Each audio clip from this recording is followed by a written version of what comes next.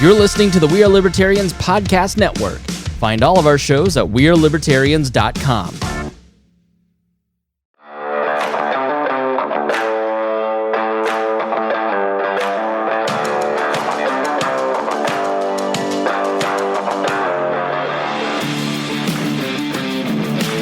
Prepare yourself. You're on the run with Remso W. Martinez. Welcome to tonight's installment of How Did Remso Get Injured This Week? Was it falling down the stairs? Was it getting hit by a car? Or was it another jiu-jitsu injury? Well, you're in for one hell of a night because he fell down the stairs and got injured at jiu-jitsu. Guys, welcome back. This is a Christmas special that will go down as one of the best Christmas specials ever. And I am currently laying down, speaking through my laptop, and you're all probably thinking, wow, this lazy bastard is the worst podcaster ever. I decided to go, feel the spirit of Christmas by being around other people, something that some of you are probably afraid to do because of, the germ that we will not say. And I actually did pretty good. I think each time I come on and talk about it on the show, I'm sucking or I'm getting my ass kicked. And while I did get pretty demolished tonight, I gave as good as I got. I actually won a few rounds, which I can't usually say. And the cost of that, though, is the fact that my right kneecap is swollen to the size of a cantaloupe. My back is incredibly injured, and it hurts to sit up. So victory has a price.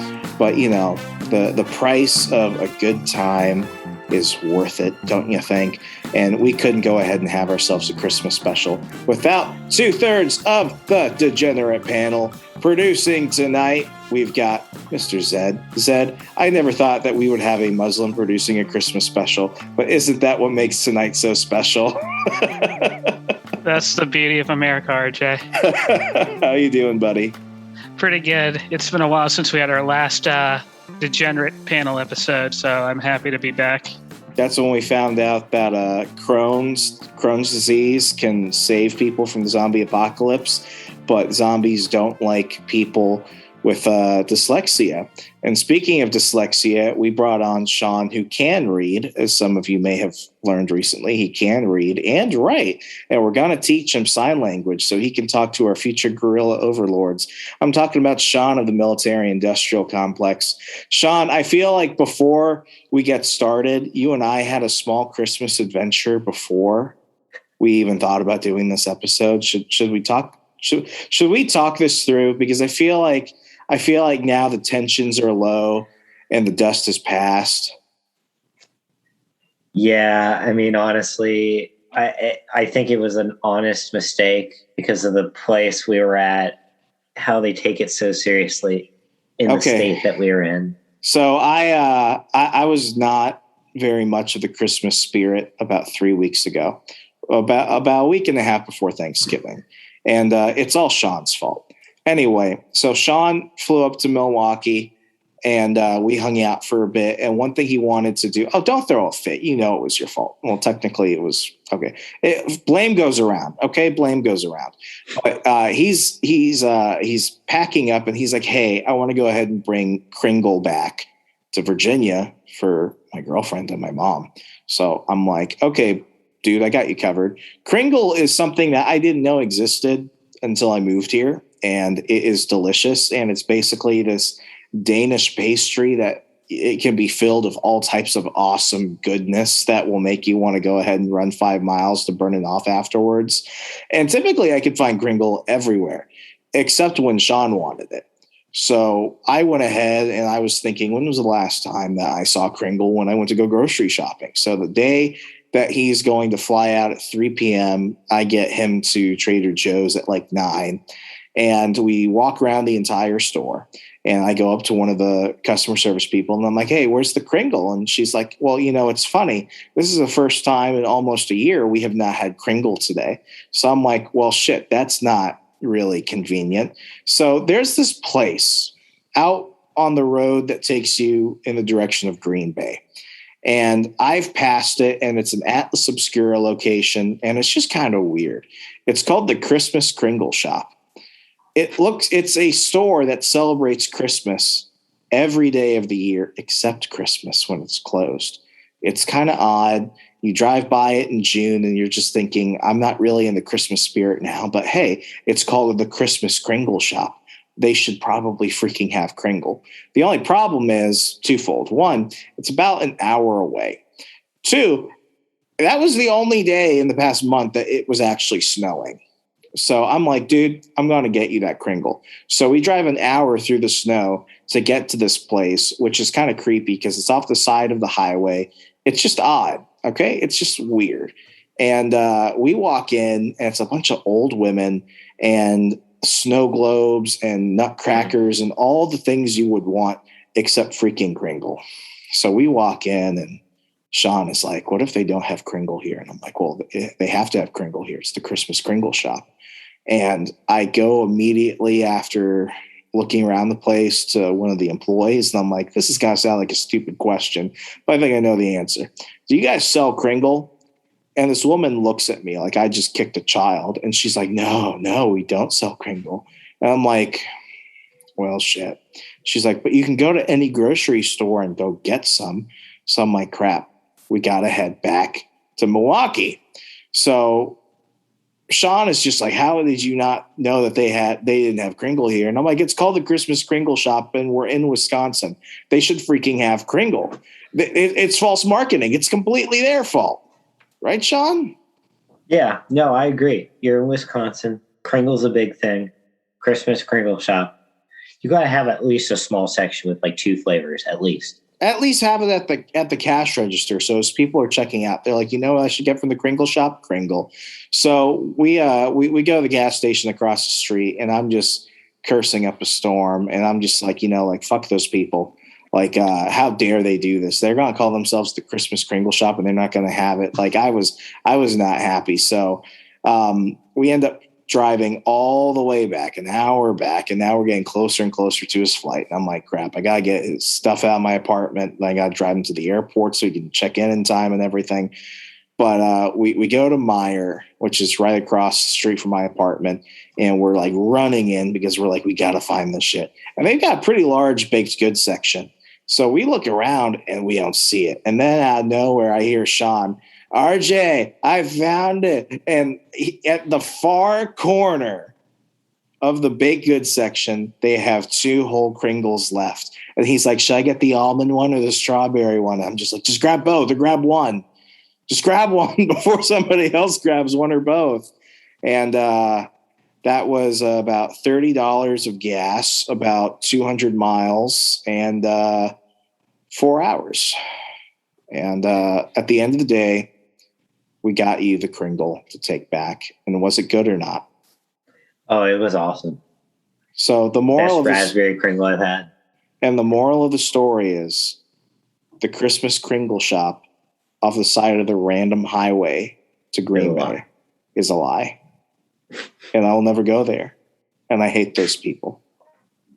Did it ever cross your mind to call them before you made the trip out just to see if you know what? Kringle? I will not be corrected publicly.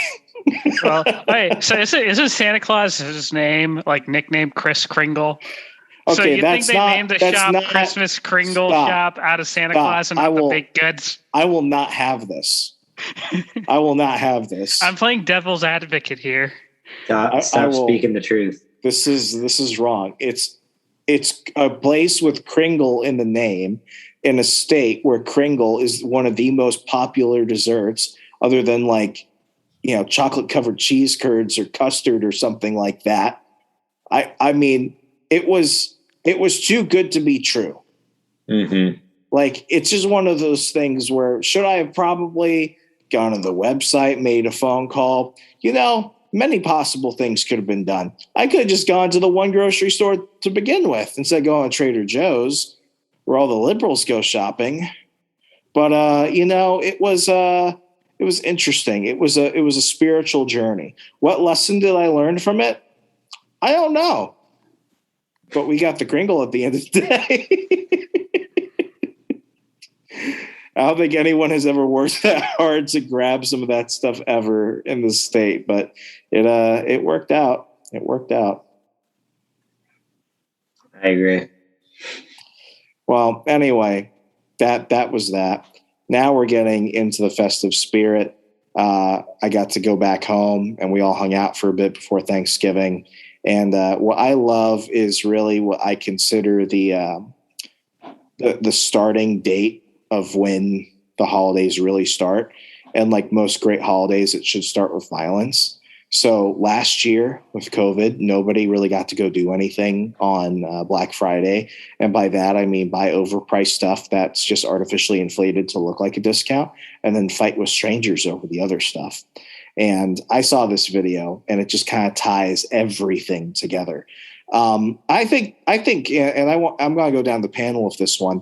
I think that if more people challenged each other to duels publicly, and I'm not talking like Alexander Hamilton, like with pistol style. I'm talking like, swords, nunchucks, jousting, fisticuffs, whatever. If more people actually just challenged each other to mutual combat, the world would be a better place. Zed, what's your opinion on that?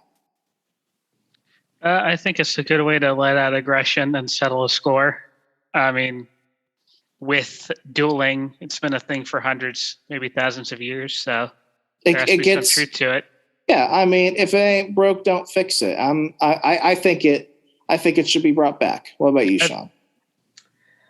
I agree. I mean, you're talking to the guy that wants to drop bacon in the Middle East to see if that just settles wars, but I like your idea better. Just in, a white guy from Northern Virginia ends sectarian violence. Coming now, the 4 horsemen of the apocalypse. A statement from Israel. We have bombs everywhere.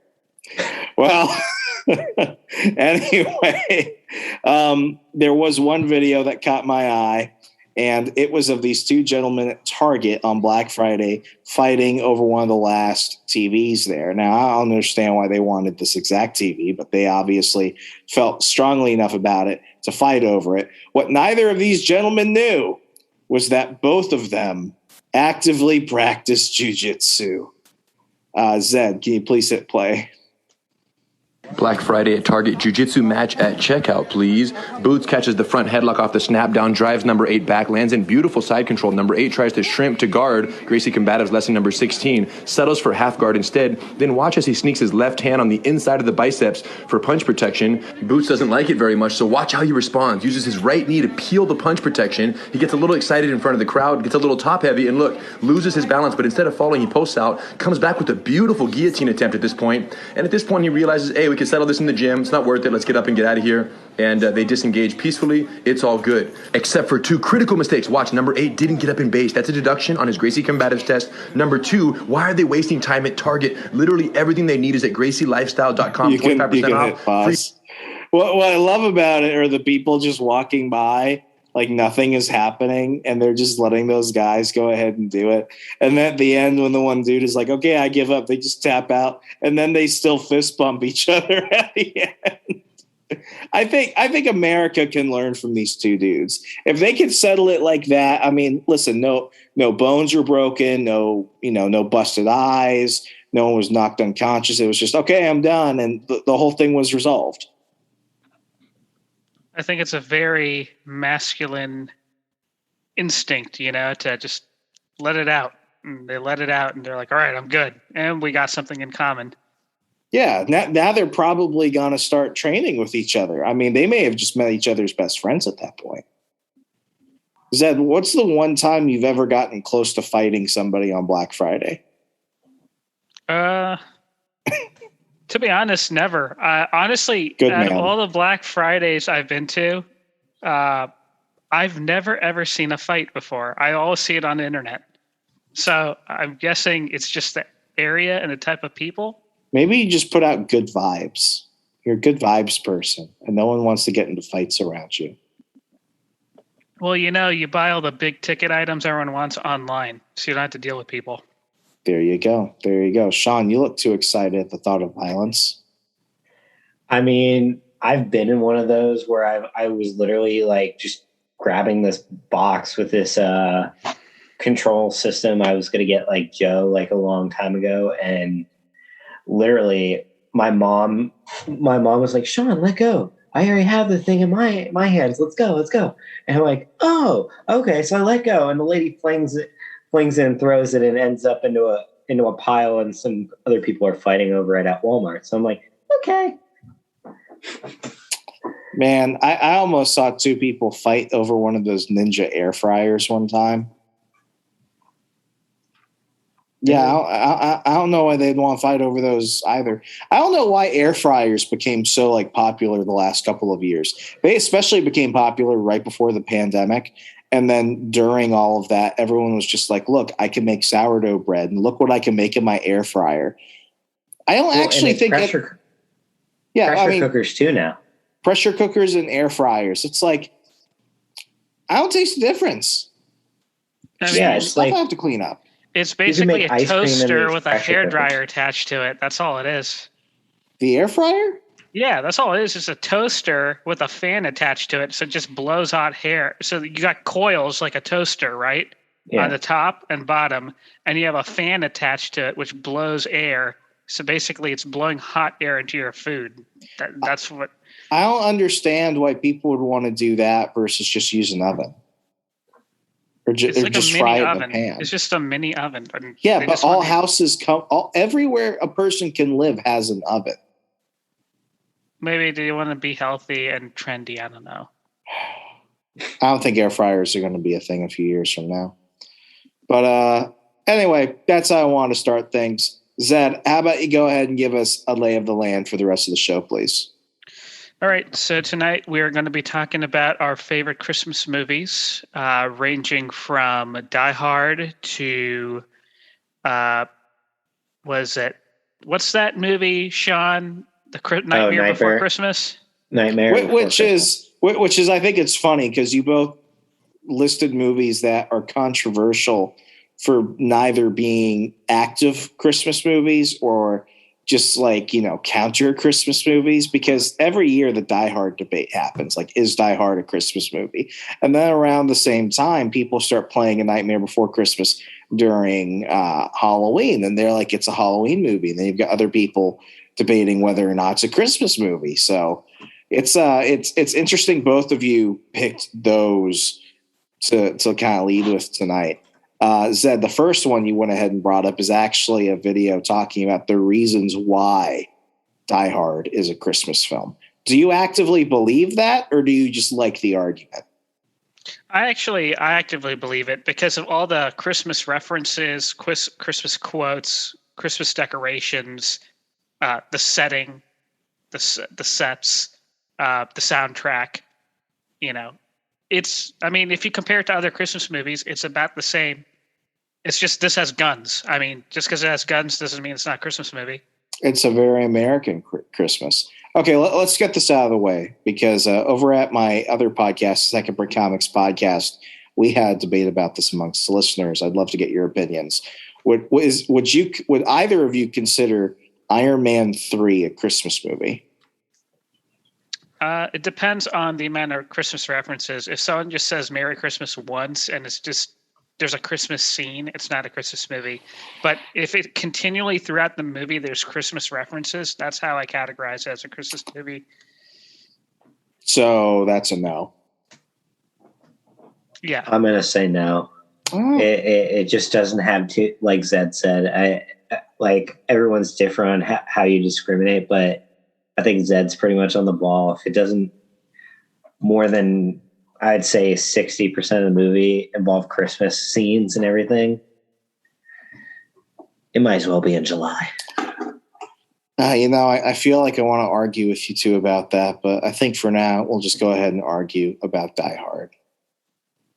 Alrighty. So this video is by the numbers, and they basically go through every aspect of the movie and count how many instances something Christmassy shows up, and then compare it to other well-established Christmas movies. So let's go ahead and take a look. Definitive answer and put the question to bed once and for all. This is Die Hard by the numbers. We begin with simple visual and dialogue cues, selecting 5 basic markers that indicate a Christmas film, and we'll see how many Die Hard contains. For the purposes of this experiment, they are Each time I think of Bruce Willis, the idea that he had hair at one point in his life really bothers me. He's kind of where I'm at right now. Yeah, where he's just kind of like accepting that he's balding. But here's the question. Like, do you think he looks better with hair or without hair? Because I think he looks cooler without hair. I think like each phase of Bruce Willis had its own charm. Like the partially balding Bruce Willis had his own thing going, and then you had the full-on bald Bruce Willis. I feel like the partially balding one was more of the, I'm an everyday guy, but I got caught in a bad situation, and the bald Bruce Willis in Die Hard is like, all right, I'm a hardened badass, Yeah, he's like staring death in the face and eating chalk and nails for breakfast. Yeah. All right, you hit play. Christmas trees, Christmas decorations, Christmas carols, uses of the word Christmas, and other Christmas references. Let's run the film through our advanced AI analysis software, Fanda, and see how it performs. Scanning. Analysis complete. Displaying results.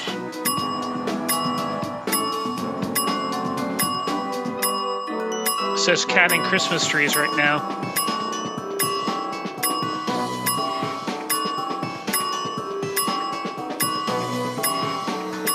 Die Hard contains 11 unique Christmas trees, 19 shots of Christmas trees total. So now they're going through Christmas props in the movie.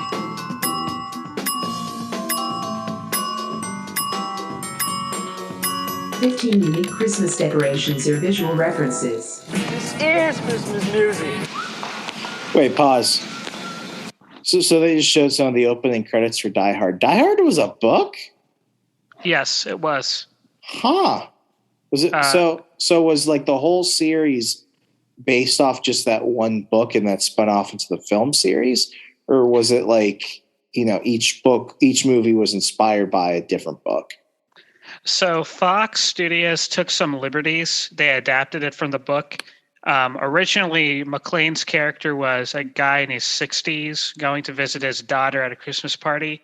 And instead of bank robbers or instead of like thieves, like they showed in the Die Hard movie, they're actually terrorists. But because of world events in the 80s, they thought that having a movie with terrorists was bad taste. So they basically turned them into thieves. Also in the book, McClane's daughter dies.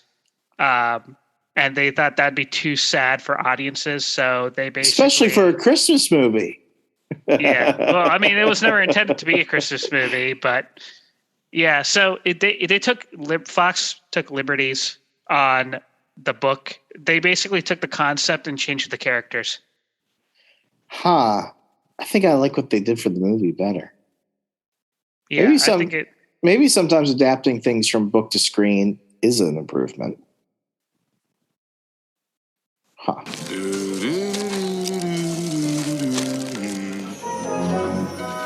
The fucking badass. So now it's going through Christmas references. Oh, the weather outside is frightful, but the fire is so delightful. 7 Christmas carols. 12 if you count Ode to Joy. Wish you a Merry Christmas. It's Christmas Eve. Today, Christmas music. Merry Christmas. I didn't realize they celebrated Christmas in Japan. Merry Christmas.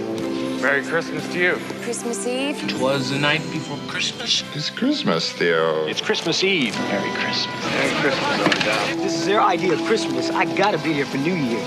14 uses of the word Christmas. You're making me feel like Ebenezer Scrooge. No snooping around the house looking for presents. We'll see what Santa and Mommy can do. Ho, ho, ho. And 4 other Christmas references. Analysis complete. Seemingly impressive results, but how do those numbers compare to other Christmas classics? Enter Home Alone, Christopher Columbus's ode to Christmas and Stand Your Ground laws that's a perennial top 10 pick for best Christmas films of all time. Vanda, analyze. Analysis complete. Displaying results. Home Alone. While Home Alone features more decorations and Christmas references, Die Hard out-Christmases it in every other respect. That's easy. Holy is as much a crap. home invasion torture film as it is a celebration of the holiday. So how about an undisputed capital C Christmas film, Miracle on 34th Street? Do your thing, Fanda. Displaying results. Miracle on 34th Street. Die Hard smokes this Christmas movie like a dead German cigarette. Yippee-ki-yay. Going purely off of visual and dialogue references to the holiday, Die Hard is undoubtedly a Christmas movie. But okay, like Zed, like I agreed with you before this, but now this is just indisputable. Yeah, I mean the people who still deny it are just butthurt that Christmas movie can be cool and fun and entertaining. Okay, I'm gonna break this because I understand.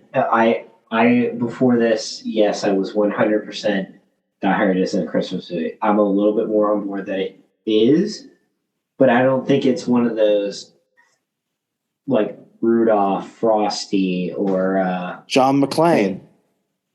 Oh, yeah. So just because a movie isn't highly commercialized, it's not a Christmas movie?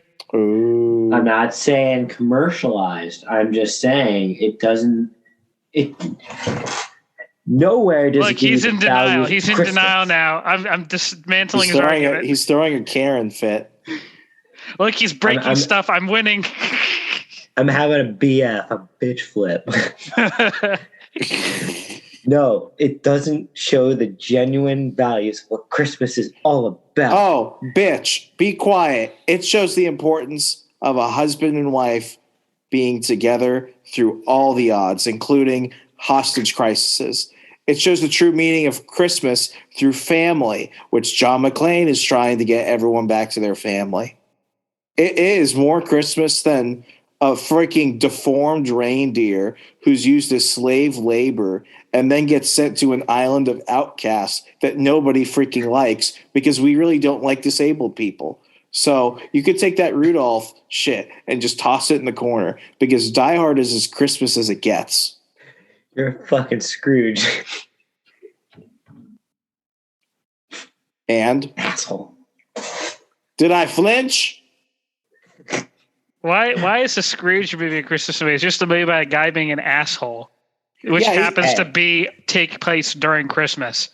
Yeah, he mentions Christmas twice. At the beginning when he's like, I hate Christmas. And then at the end where he pays some poor random kid to go buy him a stuffed goose so he could go feed the family of the guy he was literally about to fire. There's literally more Christmas messaging in Die Hard than there is in Scrooge, in Rudolph. I mean, you name another movie. I'll even say the Polar Express. What the hell does the train have to do with any of that? At least we see presents in this one. They don't get to presents in the Polar Express until 90 minutes into the movie.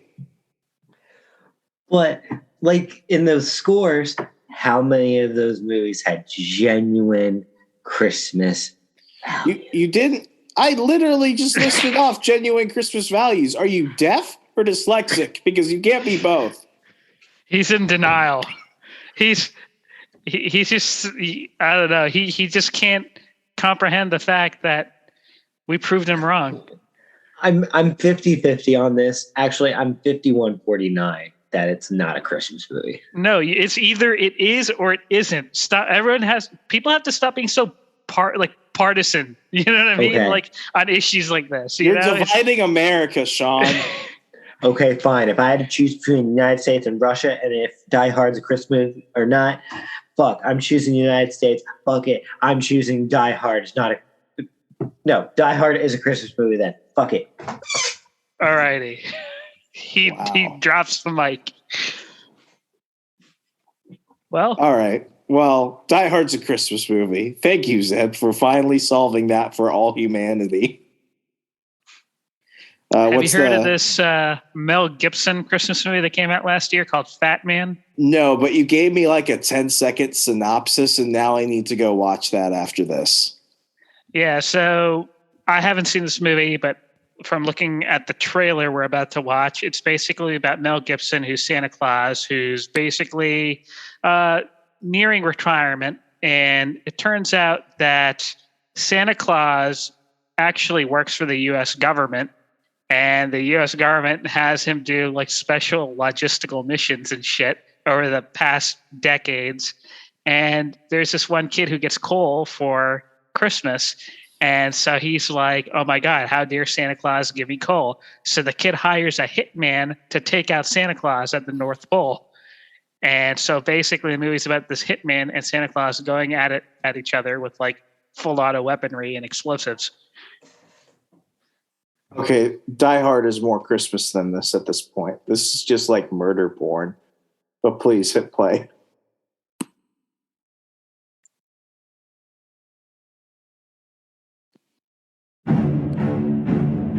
Oh, it's a Saban film. I've lost my influence. Maybe it's time I retired the coat. You still have it. Some kids with a deer rifle put 2 holes in the sleigh, one in me. All I have is a loathing for a world that's forgotten. The United States military would like to procure your services. This is a one-time deal, gentlemen. How are you, Mike? Nicole and the kids are well, I hope. Where are you?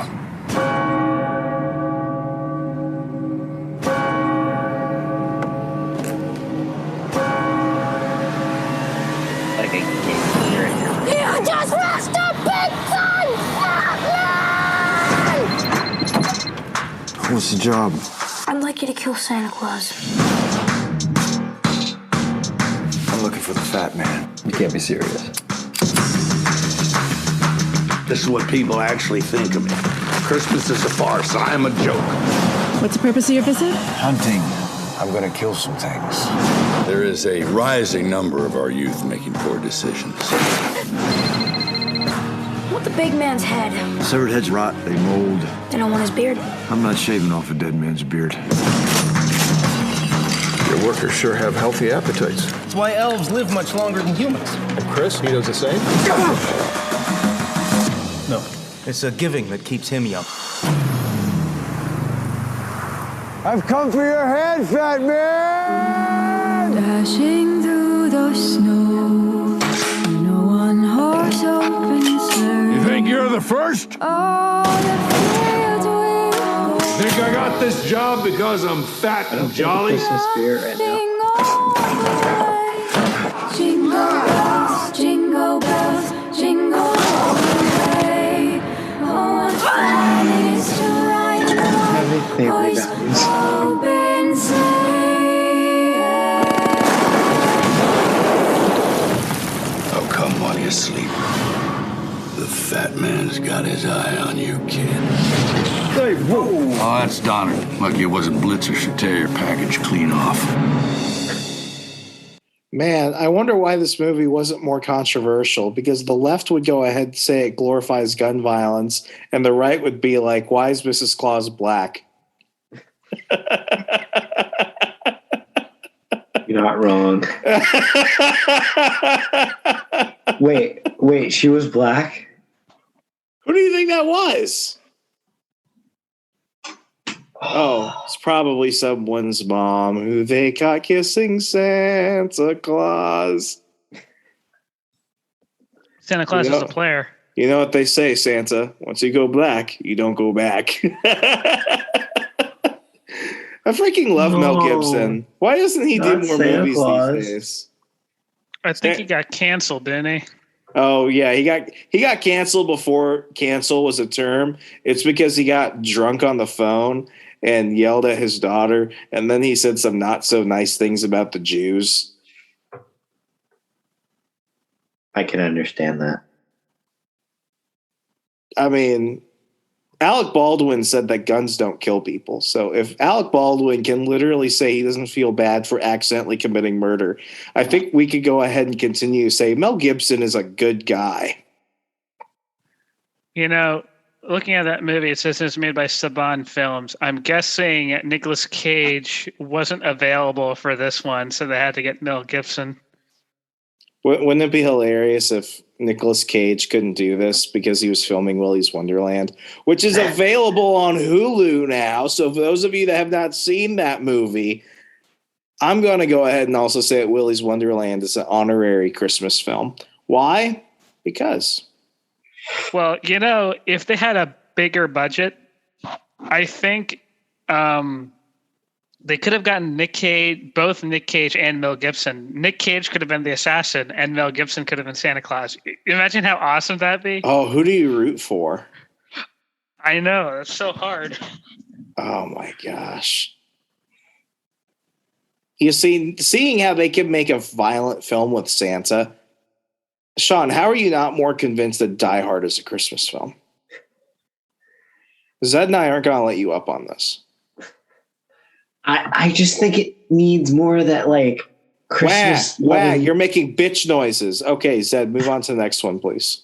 Well, I have one more thing to add. Wasn't there a movie called Bad Santa or something? It was just like this really cheesy knockoff horror movie in the 80s where it was basically Santa Claus going around killing hookers or something.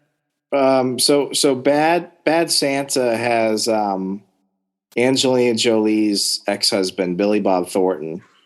The one you're thinking of, I know what you're thinking of. It was like a direct-to-DVD movie that was like super cheesy, where he's like killing pimps and drug dealers and stuff like that. Mm-hmm. I know what you're talking about, but I don't think it's Bad Santa. Man, could you imagine if Santa were a real person and he was like, "Oh, sorry, kids, I just ruined that for you." Could you imagine he's seeing us make like all these movies about him? They think I'm killing hookers. They're all getting shit this year. Ho, ho, ho. All right, Zed, what's the next one? All right. How many of you have seen the classic called Trading Places? I realized just today I've never actually watched this film. I know what it's about. I've seen like the best scenes and stuff, but I've never actually watched it from start to finish. Yeah, so basically Trading Places is about a guy who's a big stockbroker. He's played by Dan Aykroyd. And you have a homeless guy who's played by Eddie Murphy. And so basically these two old men who run this hedge fund basically like to place bets on basically everything and anything. So they have a bet. They're like, hey, who do you think would be a better stockbroker, or who do you think would make us who do you think would excel in their situation given the circumstance? So let's take the stockbroker and put him in the homeless man's position, and let's take this homeless man and let's put him in the stockbroker's position, and let's see who does better. And basically they trade places, and it's a comedy from the 80s with a lot of slapstick humor, a lot of witty humor, and a lot of humor that wouldn't fly into today's society, as we will see in this train scene. They're basically trying to steal this briefcase full of orange juice futures. Dan Aykroyd and Eddie Murphy's character end up teaming up together. So they're trying to steal this briefcase from this dude. So they got to disguise themselves as different characters so they don't get basically caught. And to basically see for yourself how it goes. Oh, man. Merry New Year! Happy New Year. In this country, we say Happy New Year. Ha ha ha ha ha! Thank you for correcting my English, which stinks. I am Nanja Ibuko, exchange student from Cameroon. Ha ha ha ha ha!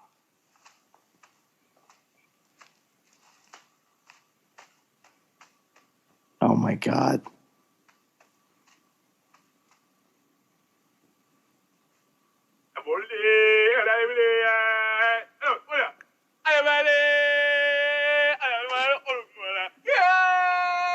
Wow, this is like me on an airplane. Beef jerky time. You want some beef jerky? Oh, please. There's plenty, you know.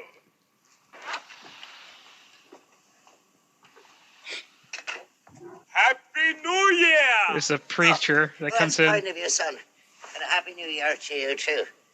Could I offer either of you two gentlemen a wee jolt of Irish whiskey to usher in the new year? Not for me, pal. I do not drink.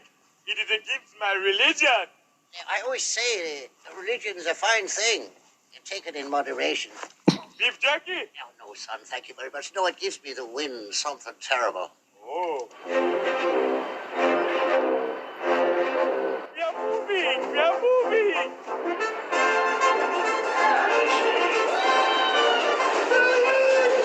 So there's a New Year's party happening on the train, and everyone's dressed up like different characters.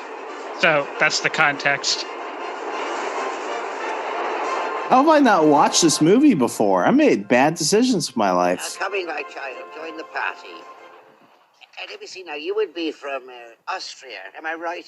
No, I am Inga from Sweden. Sweden? But you're wearing lederhosen. Yeah, for sure, from Sweden.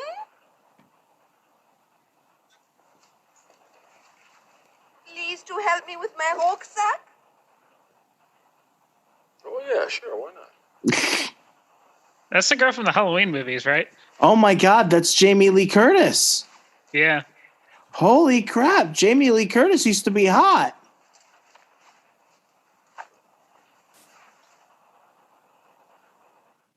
Yeah. They stole the briefcase. Yeah. Welcome.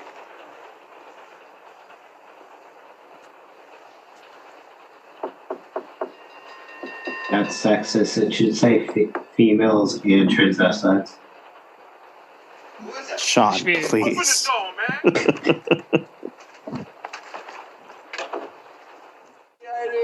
I certainly Oh my.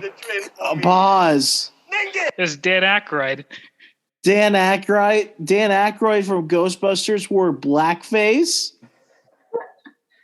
Oh my gosh. He could be the governor of Virginia. He's Lionel Joseph. Nenge Yomboko from Cameroon. Do you remember me? It's Lionel Joseph. Lionel! From the African Education Conference, right? Yes, This is when blackface was cool. Director of Cultural Events at the Haile Selassie Pavilion. I remember the pavilion. We had big fun there.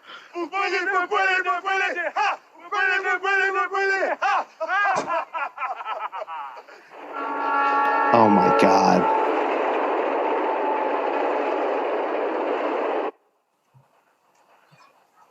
He's smoking a blunt. We will have a picnic, yeah? Yeah. You will help me get my rucksack down for the Swedish meatballs?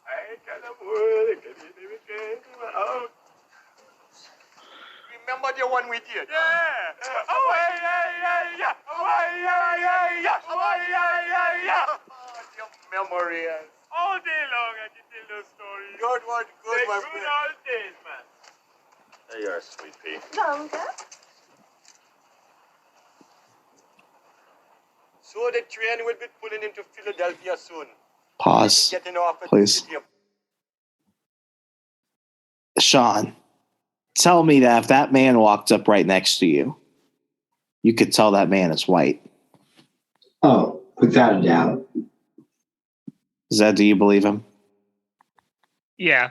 I mean, it's very poorly done, but I think that's the comedy aspect of this movie. Oh man, I love the 80s. Yeah, I will. How would you deliberately? Holy shit, he has a gun. Winthorpe. See if this one's empty. Hey, back off. I'll rip out your eyes and piss on your brain. Excuse me. You got it. Oh man, that's a Christmas movie?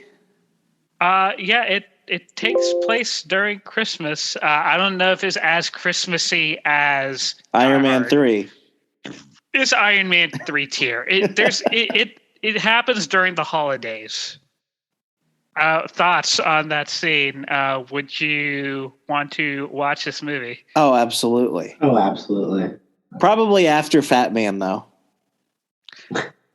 There's another scene where basically Dan Aykroyd gets kicked out, basically out of his house. the bank seizes his assets and everything, because basically the hedge fund guys frame him into basically stealing money. So he gets fired, put on the street, and he's a homeless guy now. And the homeless guy has his job now, basically. Oh man, he could be an employee at Enron. So he has to resort to crime in order to basically clear his name and survive. So this is him infiltrating a Christmas party in a Santa costume. Oh, he's doing what the cops did to OJ. He's planting drugs. Mortimer, come in here quickly. I finally caught him. Who are you? I've caught him red-handed. Winthorpe, is that you? I'm making a citizen's arrest. This man is a drug dealer. Look here in his office drawer. He's got all the bad drugs here. Marijuana joints, pills, Quaalude, Valium, yellow ones, red ones, cocaine grinder, drug needles. He's the pusher, not me. Really, I just came in and caught this man planting this stuff in my desk. It's obviously some primitive attempt to try to frame me. Frame you? Boy, if that isn't the pot calling the kettle black. This man's obviously a lunatic. I'm calling security. Put that phone down. Hello, security. Merry Christmas. Try to rob me, plant drugs on me, you steal my house, my car, my job. You know, I ought to kill him right now. Hey, look, man, this is a big misunderstanding, all right? I don't know nothing about your house and your car and your job, really. Could you put that gun away? Were you asked to do? Put that gun away at once, Winthorpe. You lost your mind? Freeze, slimeball! Whoa. I realize this whole experience must have been rather unsettling for you. Winthorpe, don't leave. We can explain. Yeah. You'll be sorry.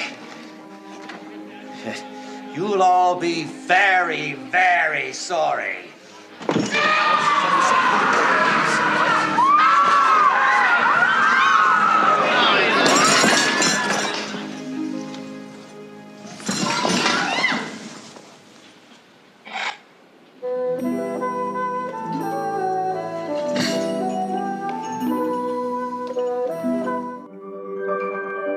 Oh man, I miss Eddie Murphy. He doesn't do shit anymore. You notice Dan Aykroyd kind of looks like Steven Crowder. A young Dan Aykroyd does look like Steven Crowder. Yeah. I feel like Steven Crowder should do a skit off of Trading Places and just impose his face onto Dan Aykroyd's character. And You absolutely know he would do blackface too. Still. Oh my gosh! All right, what's up next? South Park. Okay, so, I used to watch all the basic stuff. Here Comes Santa Claus, Rudolph the Red-Nosed Reindeer.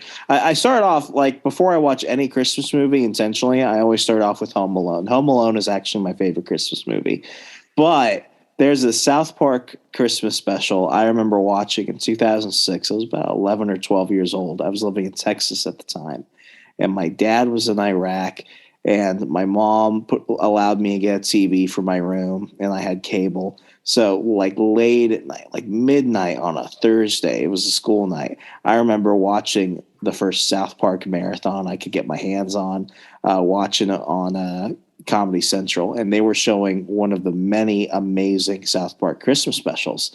Now, this definitely shows you how long South Park has been around, because I remember watching this, and this was when South Park was considered controversial instead of simply being a mirror of our times. It's when Santa gets shot down over Baghdad, Iraq. Zed, please hit play. Oh, dear. This is Santa's Flight Control Center. From here, we can monitor Santa from satellite as he travels the globe delivering presents. Wow, cool! Hey, it looks like Santa's already made it to Baghdad. Ho, ho, ho! Merry Christmas, everyone!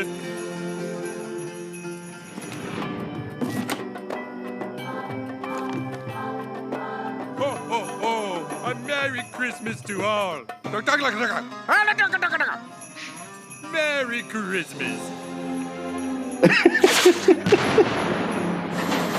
I I'm hit! I'm hit! Sleigh is hit! I repeat, sleigh is hit! Obstinate failure at 600 feet! Hold on! Oh! The sleigh is going down! Sleigh is going down! I repeat, sleigh is going down! Hang on, Santa! Sleigh wolf is going down! He is going down! Remember the ground troops to stand by for deployment?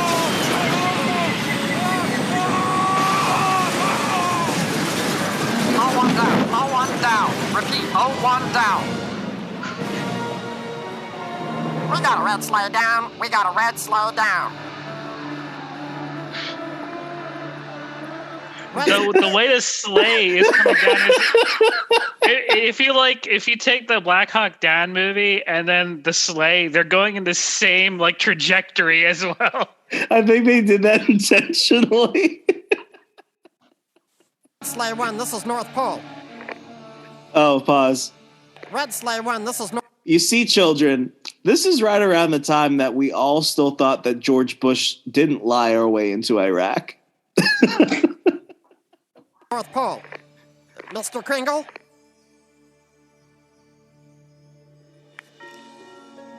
Jesus Christ, they killed him! No, Santa Claus can't be Teddy. He can't. Why would Iraqis do that? Why? It certainly doesn't seem very Christmassy of them. North Pole, this is Santa. Santa, are you all right? What is your status? Sleigh is down. Reindeer, all dead. Both Santa's legs are broken. Santa's very sad. Santa will have to... Oh no, they're coming for me. Stay back, you bastards! Stay back! Oh no. Well, what do you know I'm sitting there for? You have to go rescue him. What the hell are we supposed to do? We're like 9 inches tall. But now I'm never gonna get my Hybo robot doll. Is that what this is all about? You came up with this whole idea so you could get a stupid toy? It's not stupid, it's a toy that you can starve. If you don't feed it, it dies. It's so cool. Well, good going, asshole. Thanks to you, there's not gonna be any Christmas, and there's no one left to help us. Oh, Christ. Jesus. Hey, that's right. Jesus can save anybody. Follow me. You can take Santa's backup sleigh. Oh my gosh. It gets worse because they actually show a torture scene where like Saddam's Republican army is like shocking his testicles with like a car battery. And then there's another one where Santa picks up an AK and he starts going John McClane Die Hard on all of them. And it's just, I remember watching that as a kid and I'm like, this is the most hardcore thing I've ever seen in my life. And it speaks to that 11-year-old boy inside of me.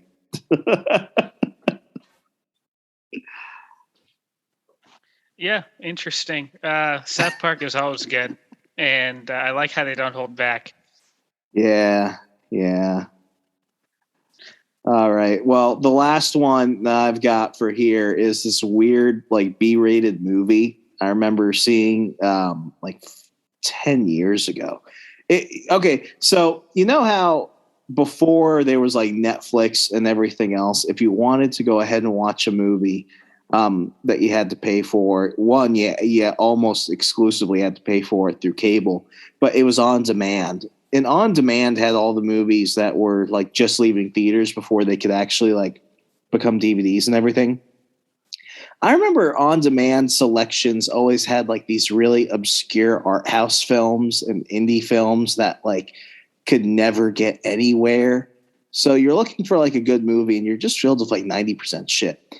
And this film, I don't think it was a Comedy Central film because it was on demand.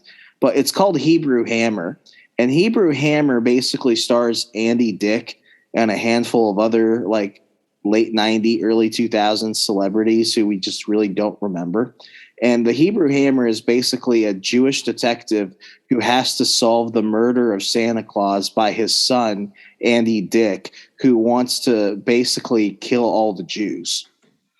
So it's a pretty, stupid film with Andy Dick, but it's got, it's not a Hanukkah movie because they don't make Hanukkah movies. But if there was a Hanukkah movie, I think it would be this. But it also is a Christmas movie, despite the fact that Santa's killed by his son, and he's a bad guy, the new Santa, because he killed the old Santa.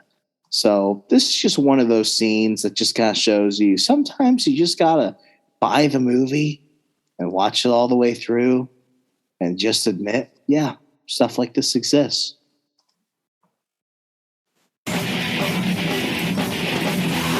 Oh, so the Hebrew Hammer has walked into a Nazi bar.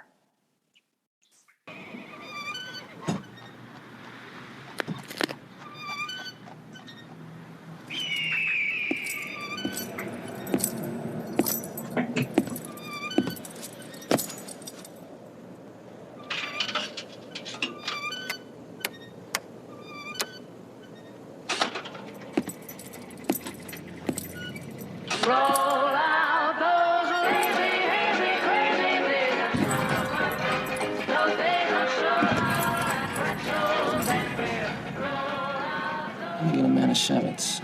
Straight up.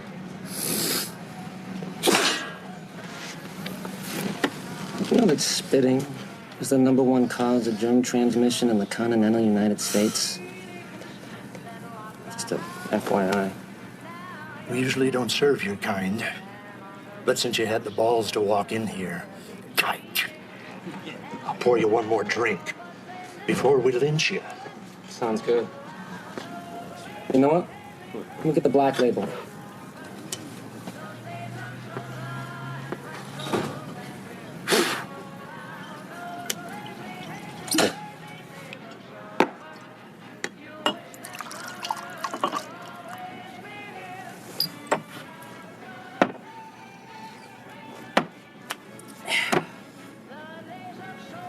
You guys take shekels? Just got back from a trip to Israel. All I got is a fistful of shekels.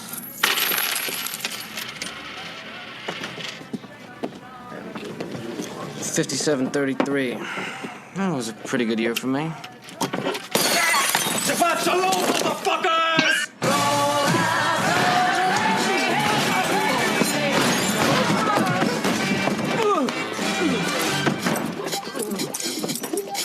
God damn, brother, you kicking ass. Taking a page out of Sweetback's book. Mm-hmm. They bled your mama, they bled your papa, they won't bleed you. That's it. Right on, man.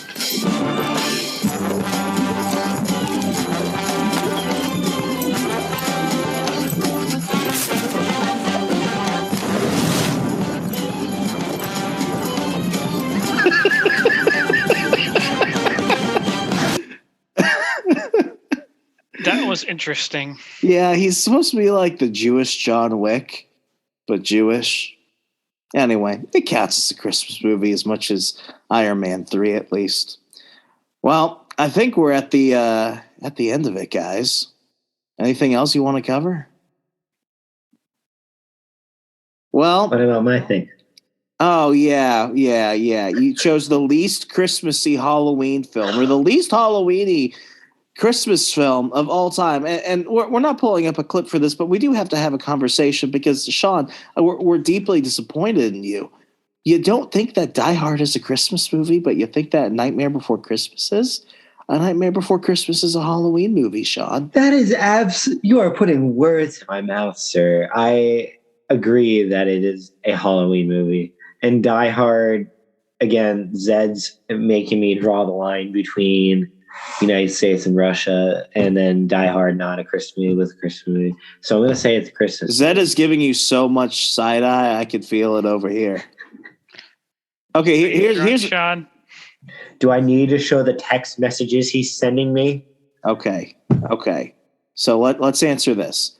Can a film dedicated to one holiday also be dedicated to another holiday? So can A Nightmare Before Christmas be both a Halloween movie and a Christmas movie?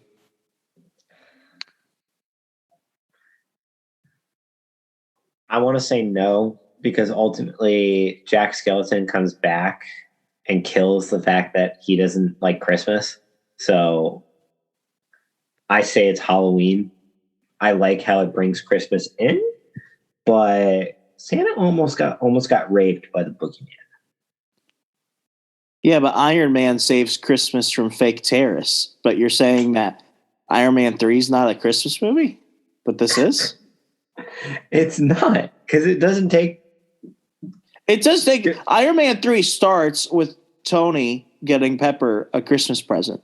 Then it moves on to them turning into a snowy wonderland where he goes ahead and falls into some random Midwest town, and he basically becomes this kid's like surrogate father, Harley, the kid we'd never see again until Avengers Endgame at Tony's funeral.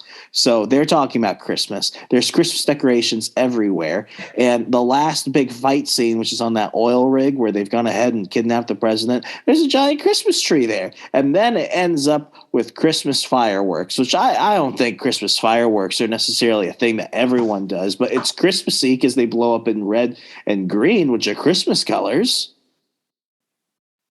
No, I'm gonna bring my guest speaker, Zed, because it doesn't just end in Christmas, doesn't hit all those criterias. Okay, we got to solve this shit. Zed, can you go YouTube real fast? Okay. Somebody has to have done this. Is Iron Man 3 a Christmas movie? Here, I'm gonna literally type this in Twitter, and if I find a shitload more that it's not. Well, why would you trust the opinion of Twitter? Sean, that's like saying you trust the opinion of Wikipedia or MSNBC. Okay, Here, is Iron Man 3 a Christmas movie? I mean, this has... Well, go number 2. Mark 42, autonomous prehensile propulsion suit test. Well, let's go to the second one. Yeah, that one. This is a Christmas movie. That's a 13 minutes long. It recently occurred to me. Oh, yeah, that's not happening. Oh, wait. Do that clip right there. Merry Christmas, buddy. You gonna? Yep. What do I do? Stay on my 6, cover high end. Scroll half. High, back. All right.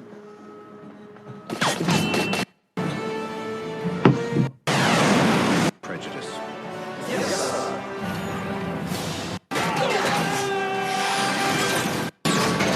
Good snapper out, will you?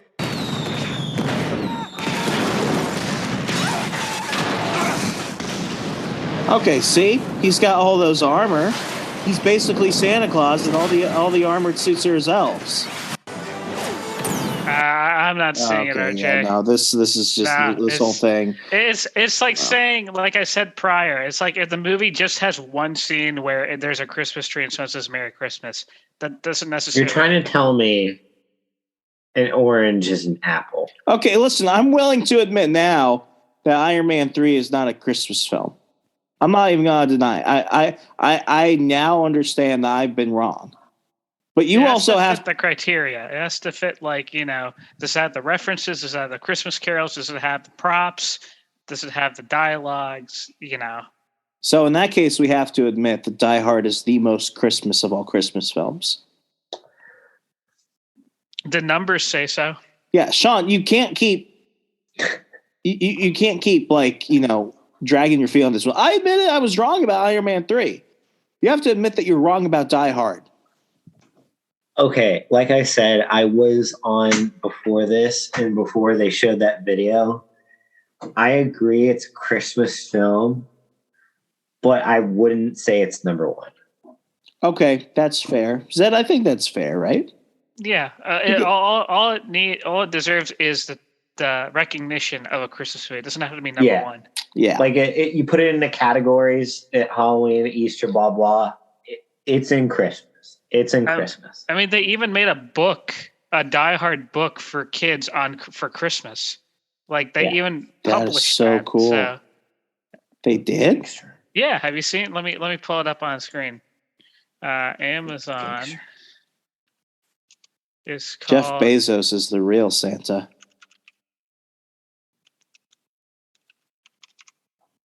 Die Hard book Christmas. Yeah. Holy Die Hard Christmas. Shit. Illustrated holiday classic. It's a hardcover. I saw this in my uncle's house. See? This looks very familiar. Die Hard may be the greatest Christmas movie of all time, And now you can enjoy a timeless tale in this whimsical storybook for adults. Join John McClane, Hans Gruber, and Sergeant Powell and all of your favorites in this delightfully illustrated tale of a high-rise adventure and holiday spirit. Oh if my they gosh. published a book saying it's a Christmas movie. I have to buy this book now. 'Twas the night before Christmas, and up in the tower everyone was partying except one wallflower. John McClane missed his wife. Things weren't the same since Holly had moved west and changed her last name. He tried to win her back, but still she said no. Well, unbeknownst to them, there was trouble below. A truck had pulled up, and who should disembark but 14 men whose intentions were dark. They spoke not a word and unloaded big crates. They cut phone lines and locked all the gates. Carl swept the ground floor, shooting every guard dead, while visions of bearer bonds danced in his head. John took his shoes off, making fists with his toes. It actually worked. Well, what do you know? When out in the lobby there arose such a clatter, he sprung to the door to see what's the matter. When what his wondering eyes should appear, holy crap, they're terrorists here. John hid under the table where no one could see, and he watched Hans question Mr. Takagi. I'm going to count to 3. There will not be a 4. Give me the codes and open the vault door. Oh my gosh, I have to buy this. $8.99. Zed, I think you just made the best case for this ever being a Christmas film. Hey, they have to get this licensed by Fox. So Fox says it's a Christmas. If Fox licenses a book that says Die Hard Christmas, it's totally, it's so perfect. It's so perfect. Well, gentlemen, thank you so much. This has been a Christmas special to remember, in which Sean finally had to admit that Die Hard is a Christmas film. Oh, roll your eyes all you want. Well, Zed, thank you so much for producing tonight. Sean, please don't cry yourself to sleep as you admit you were wrong on audio. And folks, please be kind to each other. Hug a homeless man. Go ahead and call your liberal aunt who's afraid that you'll kill her because of an airborne germ. And let's all just be a little bit cooler to each other this year. As always, I'm Remso W. Martinez. Be safe, be good, and Merry Christmas.